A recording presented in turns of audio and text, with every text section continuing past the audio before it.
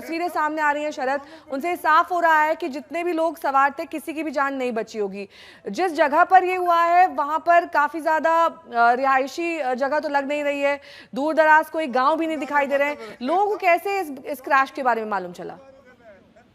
देखिए, लोगों ने बताया जो जिला प्रशासन के उसके अनुसार एक धुआं उठ रहा था। उठते हुए धुआं को देखकर ये चूंकि रेगिस्तानी इलाका है, वो इस इलाके में इस तरह से प्लेन जो गिरा है, तो लोगों ने धुआं देखकर यहाँ पर आए लोग तो देखा है कि बारिश कई दिनों से हो रही है और पूरे इलाके में मलबा ही मलबा बिखरा हुआ है। जिस तरह का ये विस्फोट हुआ है, कई लोग तो ये भी मान के चल रहे हैं कि क्या पता ये फाइटर प्लेन है या नहीं है, क्योंकि जिस तरह से के चिथड़े उड़े हैं, इसके दूर दूर तक चिथड़े उड़े हैं। तो इस बारे में अभी भी कंफर्मेशन नहीं हुई है, लेकिन लोग वहां पर जो ग्रामीण हैं वो जुटे हुए हैं और वो एक एक चीज को देख रहे हैं। दूर दूर तक खेत में आप देखेंगे तो मलबे ही मलबे आपको हर जगह दिखाई देंगे प्लेन के। एक व्यक्ति का शव बरामद हुआ है इस इलाके में, हालांकि उस वक्त तो सिर्फ ग्रामीण थे जिन्होंने बचाया है। कुछ आग भी जलती हुई दिखाई दे रही थी दृश्य में जहां पर जब लोग पहुंचे तो। लेकिन जिस तरह की ये हादसा हुआ है, उस हादसे के बाद ऐसा कहा नहीं जा सकता है कि इसमें कोई बचा भी होगा, क्योंकि पूरी तरह से परखच्चे उड़ गए हैं इस प्लेन के। और ये चूंकि रेगिस्तानी इलाका है, बारिश के दिनों में हरा हरा जरूर दिखाई देता है, लेकिन ये जो चूरू का इलाका है रेगिस्तानी इलाका है, जिसकी वजह से आसपास आबादी नहीं है, दूर दराज गांव ढाणियां हैं, वहां से लोग धीरे धीरे जो घटना हुई है उसके बाद आए हैं और उसके बाद जिला प्रशासन पहुंचा है। अब इस बारे में जानकारी इकट्ठा की जा रही है कि कहां से उड़ा था, कहां जा रहा था, इसके बाद ही पूरी जानकारी मिल पाएगी। इस बीच तस्वीरें आपको दिखा देते हैं कि कैसे दूर दराज तक प्लेन के परखच्चे देखे जा सकते हैं, धुएं का गुबार उठ रहा है और जो वहां आसपास लोग इस वक्त मौजूद हैं वो दरअसल आवाज सुनकर वहां पर पहुंचे, उन्होंने वीडियो बनाया है।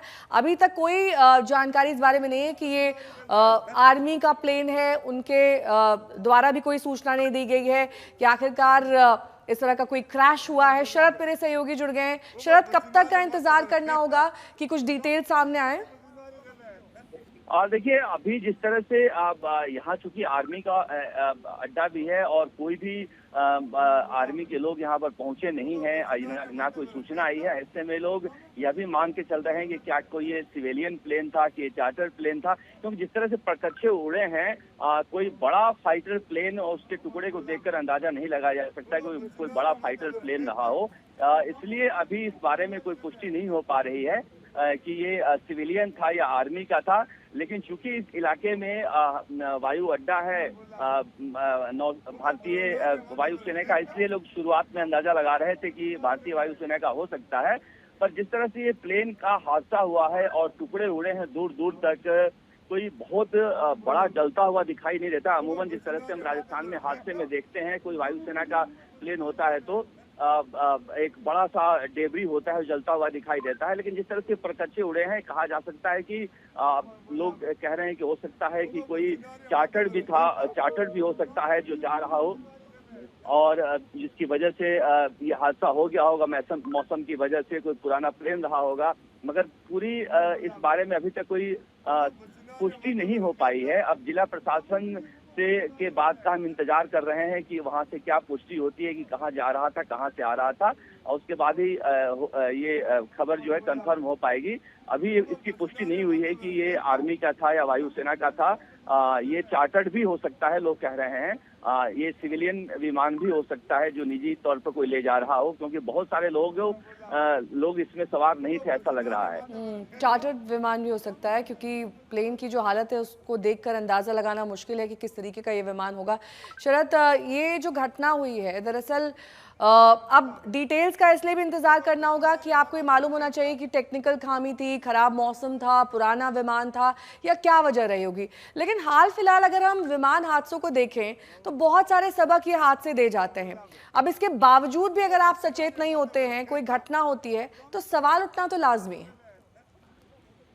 बिल्कुल, जिस तरह से लगातार हादसे हुए हैं हाल के दिनों में, उसे देखते हुए ये जो हवाई सेवा है, इसकी सुरक्षा मानकों को किस तरह से नजरअंदाज किया जाता है, उसका एक उदाहरण हो सकता है कि सिविलियन भी अगर ये होता है तो कहीं ना कहीं क्लियरेंस मिला होगा, उसके बाद ही ये उड़ रहा होगा और उसके बाद ही लेकर गया होगा। क्योंकि हाल के दिनों में जब से वायुसेना जब से वायु मार्ग खोला गया है, बहुत सारे प्राइवेट प्लेयर्स भी आ गए हैं जो छोटे छोटे हेलीकॉप्टर सेवाएं दे रहे हैं। उनके सुरक्षा मापदंडों को, सुरक्षा मानदंडों को किस तरह से परखा जाए, इसको लेकर अभी कोई बहुत ज्यादा रोबस्ट सिस्टम प्लेस नहीं हुआ है, जिसकी वजह से वो इस तरह के हादसे होते रहते हैं। जो पायलट के ट्रेनिंग है या फिर पायलट के रखने को लेकर है कि ये छोटे छोटे जो विमान सेवा देने वाली कंपनियां हैं, ये किस तरह के पायलट रखते हैं और कितने प्रशिक्षित पायलट रखते हैं, उस पर भी बहुत कुछ डिपेंड करता है कि भी विषम परिस्थितियों में किस तरह से ये हेलीकॉप्टर हो या फिर चॉपर हो उसको उतार सकते हैं। तो इस लिहाज से बिल्कुल कहा जा सकता है कि कहीं न कहीं हाल के दिनों में हुए बड़े हादसे से भी सबक नहीं लिया है, जिसकी वजह से इस तरह के हादसे सामने आ रहे हैं। तस्वीरें दिखा देते हैं।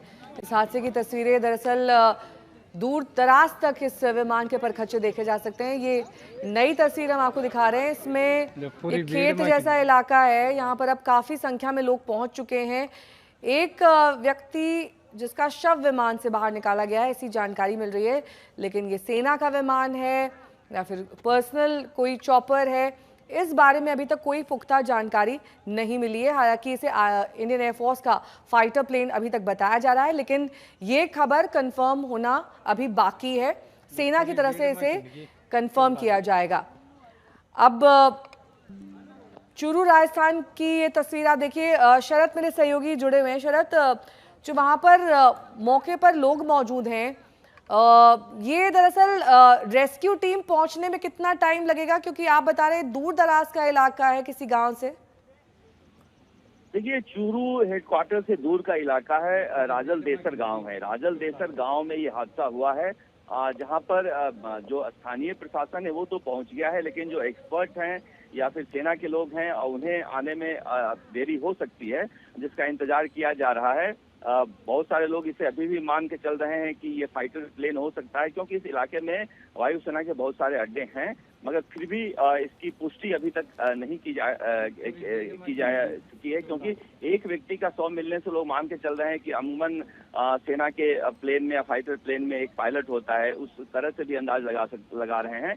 पर फिर भी अभी जो फाइटर जेट है या सिविलियन प्लेन है, इसकी पुष्टि प्रशासन की तरफ से होना बाकी है, जिसके लिए अभी हमें थोड़ा सा और इंतजार करना पड़ेगा, जब तक जिला प्रशासन या फिर सेना की तरफ से इससे लेकर कोई पुष्टि ना हो जाए।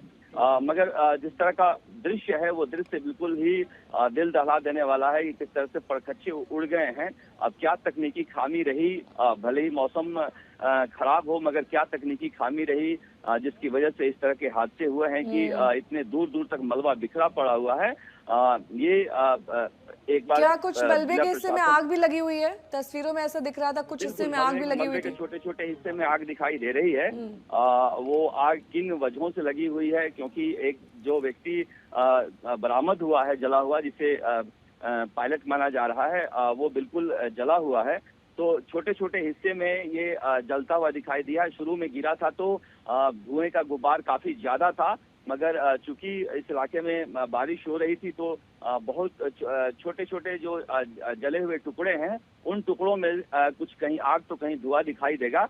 मगर ये पूरे करीब मुझे लग रहा है कि 1 किलोमीटर के दायरे में पूरा मलबा बिखरा हुआ है, जहां लोग जा कर इसको देख रहे हैं उठाकर कि कौन सा पार्ट कहाँ पड़ा हुआ है। मगर अभी तक जो पुष्टि हुई है उसके अनुसार एक व्यक्ति का शव बरामद हुआ है। बाकी की पुष्टि का हम अभी जिला प्रशासन की तरफ से इंतजार कर रहे हैं। जी,